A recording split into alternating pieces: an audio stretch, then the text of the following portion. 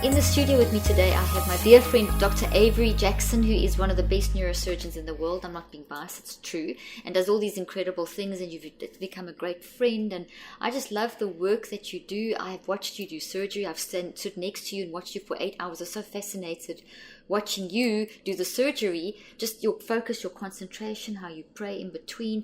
There's just so many questions I want to ask you that I know the listeners are going to benefit so much from. So first of all, let's just start off by, would you explain who you are, what you do, your history? Well, thanks for having me, Caroline. It's a pleasure. It's a delight to spend time with you, as always. And thank you. So I'm a neurosurgeon or a brain surgeon, and there are two types of brain surgeons. Usually they're academic brain surgeons, and then they're community brain surgeons. So in the academics, you perform your training, and then you stay at that university or go to another university, and oftentimes you specialize in one specific area, such as blood vessels of the brain or brain tumors or spine. And then for the community neurosurgeon, which is what I am, 80% of what you do is spine, and then 20% is brain, roughly. Okay. And then also that includes peripheral nerve, like carpal tunnel, things like that. Oh, okay. Carpal tunnel, which is the hand. Which is the hand. Yeah. And so that's what I do. Wow. And in terms of my background, I was born and raised in Detroit, and with a single mom. And, my mom and dad divorced when I was 5. Wow. And so I just, my mom's awesome. So when I've met her, she's such a honey. Thank you. And your two children look just like her. Thank you. Yeah. And so when I think about those times, just special times, because my mom was very strong.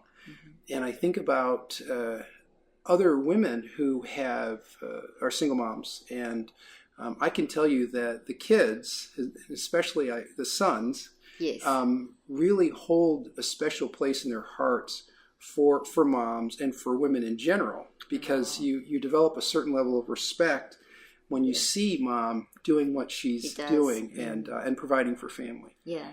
And that was at about 5. And then my grandmother had a stroke, and I asked, I was praying, and I said, God, can you help me figure out a way that I can help people like her?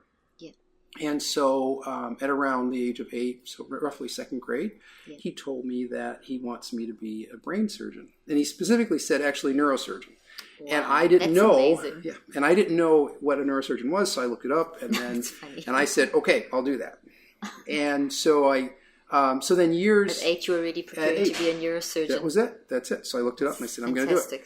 And people didn't believe me. I told my 2nd grade teacher, my 3rd grade teacher, 4th grade teacher, I'm going to be a neurosurgeon, and they would always, and they'd always say, no, okay, right, whatever, So, and I just continued to pursue that. Yeah. And then I came to know the Lord intimately at the age of 12, and at my church, and ever since then, He's taken me through my education and in some challenging times throughout my life. And He's just been quite amazing. Wow. So in terms of my formal training, after coming out of Detroit, I went to the University of Chicago undergrad, and that was a really interesting time. Very just a rigorous education. Yeah. And then went to medical school at Wayne State, and that's back home. And then I went to Northwestern for my general surgery internship.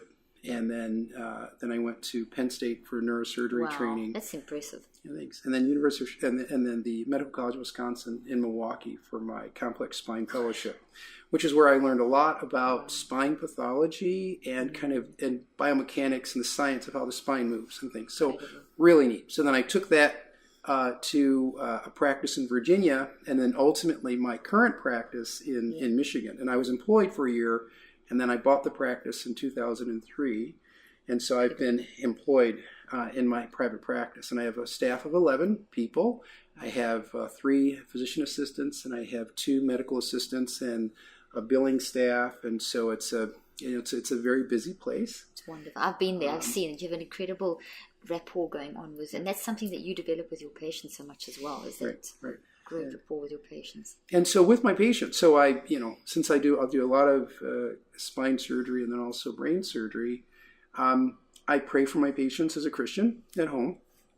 And one day, some years ago, more than about 10 years ago, God said, if you don't acknowledge me before men, I won't acknowledge you before the Father. And that was very sobering, and so I took that to heart, and I said, okay, well, I'm going to pray with my patients. And so I asked the patients if I could pray with them, and 99% of the time they said yes. That's a high percentage, so 99. Yes. And I've seen you do that pre-surgery go around, and just the change on their faces, just to know that care and that loving, it's amazing. It makes such a difference. Yeah.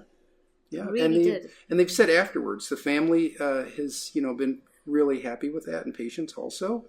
And there are studies confirming that too. There's quite a lot of research showing that the impact and the power of prayer on the surgery and the post-recovery and the ongoing post-recovery that's true. And one of the studies is a study that looked at the surgical patient in general, and they use a terminology called the fighting spirit. And so when people are encouraged before surgery, they tend to have better outcomes coming out of surgery. And so giving people hope, I think, is extremely important. That's so important. Well, the hope changes the neurophysiology, doesn't it? The body prepares more. There's all those studies showing how when you have hope, your body is stronger, your immune system is boosted. That whole psychoneuroimmunology study, and I mean that's what you're seeing literally when you're praying for your patients. Exactly. And then also the relationship that you're building.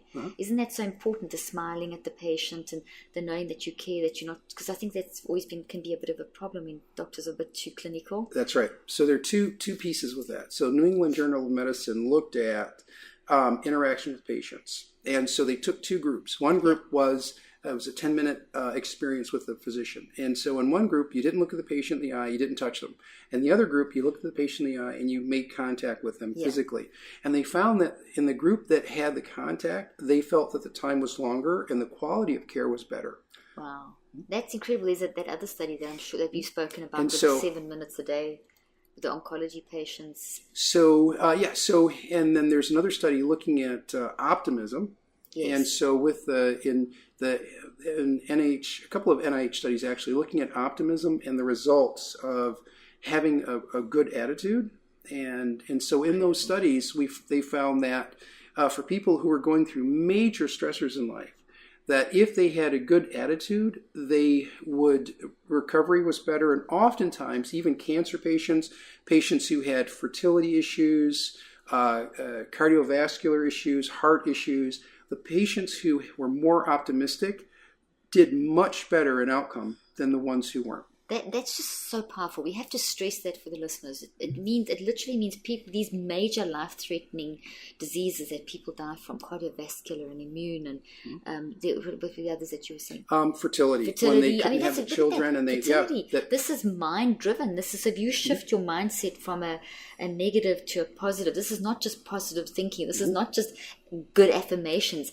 This is real transformational change in your mind that completely influences the neurophysiology of your body, prepares you for either surgery or prepares you for healing. So it shows, Avery, the role that we play in our own physical healing and maintenance of health. That's right. When we look at the structure, so there's the limbic system, and so the amygdala is involved in that, the entorhinal cortex, and other parts that are really important. Inside the brain. Inside the brain.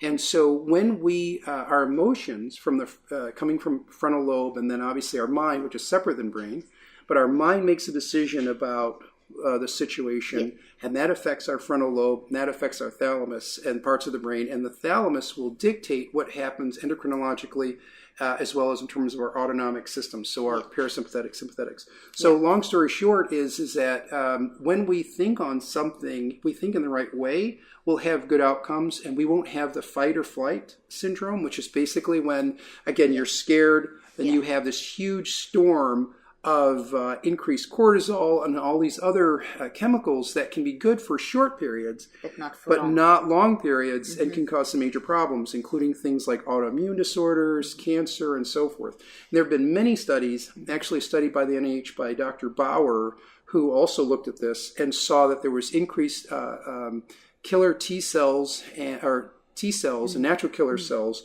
which are part of the immune system. And so increased cells are good when they're good thoughts, and they're bad and they can become destructive when you have bad thoughts. Which is amazing. No, that's amazing. Just related to optimism is the concept of loveness that I always teach on. And you think of optimism, loveness, you're creating a loving environment inside your body by the way that your mind is working. Do you want to speak a little bit about that? Because I know that it's something you're fascinated with. Sure, very fascinated. And so, and basically, I think about in 1 John, he talks about love and what is love. And so, and how you have to have, God has to be in that equation. And so when you have him in that equation, you know who you are and how much he loves you, then that effect on your body physiologically is paramount. And that's how we can get rid of the cancers and the autoimmune disorders and all the other issues. Which is incredible because the oncology research is showing that up to 98% of cancer is coming from the mind.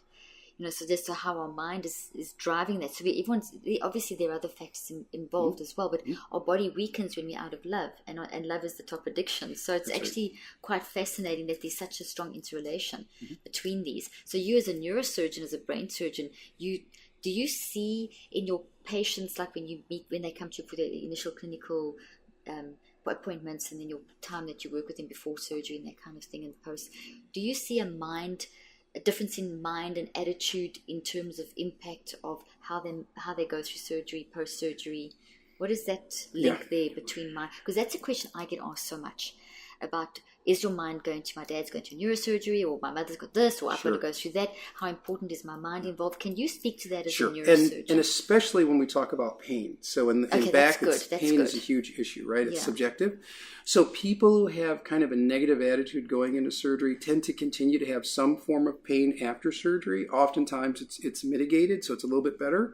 Yeah. But those people who are optimistic, saying, I know that this is going to help, it does help. And so attitude is extremely important. Okay, say that again. So those people who go into surgery with that mindset of this procedure is going to help me, they come out of surgery with less pain and better results. Now that is powerful. And even to the point where people don't even have as much pain medication. Yes, that's right. Decreased narcotics, and especially with the opioid epidemic right now. We currently huge. It's so easy to, I'm sure you've seen cases where people out of post-surgery, they get prescribed like 6 months of opioids when they really don't need them for more than a couple of days, maybe in the hospital, and then could go on to something much lower dosage. And it's so much to do with the mind. So don't you think doctors should involve a lot more helping mindset training in the surgery preparation, not just the boom, you've got this, you need surgery, sign the form, consent forms, and I know you don't do that. I know you prepare your patients. Can you talk a little bit about that? Sure. And so, yes, we prepare our patients in the sense of we say, here are expectations. So that's the first piece. And second piece is we say that this surgery is a larger surgery, so it may require some assistance in terms of narcotic, a little bit longer than the shorter surgeries. But the whole point is that now that you've had surgery, your expectation should be different than before surgery because you no longer have a pain generator.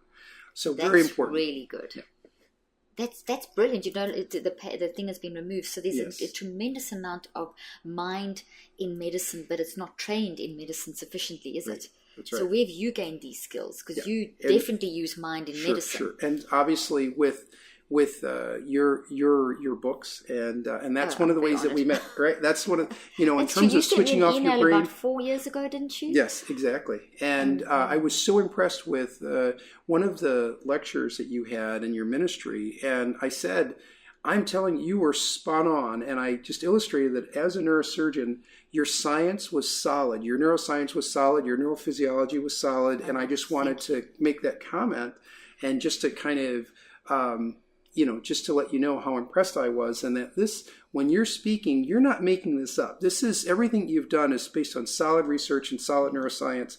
And so I just wanted to recognize that. Oh, well, I'm so honored. And the book that you really, that makes me feel so, it gives me the encouragement to carry on and to keep on, you've got your hands in the brain every day and in the spine. So knowing this stuff, it's just so good for the listeners to hear that science and scientists are recognizing the importance of the mind-brain connection and how much power we have over our own lives. The book you're referring to is the Switch on Your Brain book. Switch on Your Brain book, that's right. That book has really been something that was a project of my heart, honestly, something that just to try and help people to recognize and understand and bring bring complex science down to the level of where we can take this into our own lives and apply it. So that particular book, I love it too.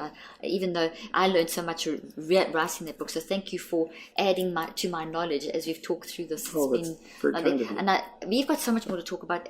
Avery, there's like the TBI. I want to talk about TBI. We get so many questions about traumatic brain injury, chronic traumatic encephalopathy, CTE, from post-concussions, etc., from football, from all the different sports. But we're going to have to do another podcast, and I have to have you back because I just have a million questions for you, and I know the viewers. I want to talk about ADHD in kids. You have some incredible stories.